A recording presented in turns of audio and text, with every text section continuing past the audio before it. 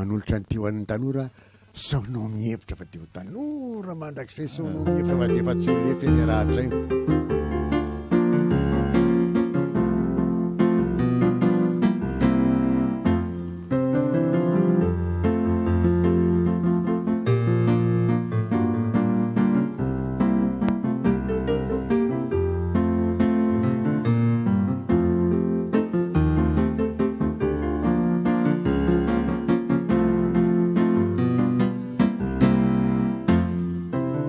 ravorivokenao no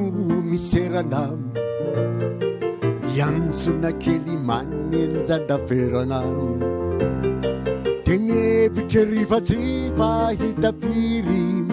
nipikanao kanto ka maro paniry ka sao anefa sao anao mihevitra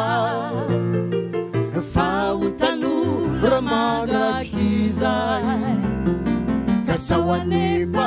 sao anao mihevitra fa tsy olem firahatrizay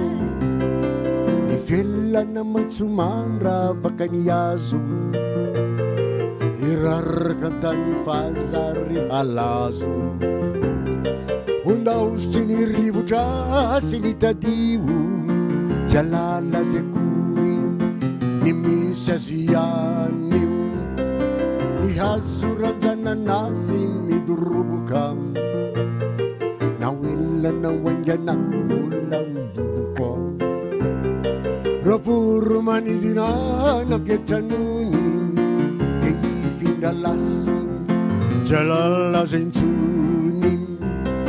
ka sao enao mihevitra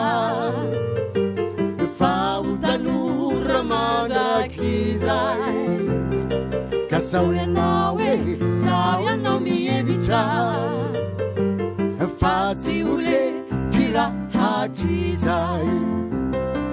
afaka folonaro apolo taona idiony sasy anao ka mihaonao to hitako enao efa maina sy tola izao koero efa akoka sy sola famonoikeo ao raha matora soa izato enao iki de niova tokoe ianao kore ringara tsy mbazafyo faloapolo izao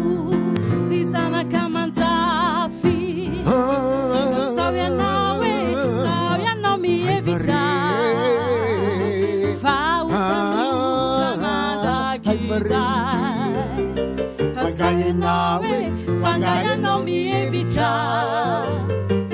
fa tsy olefy ratrizay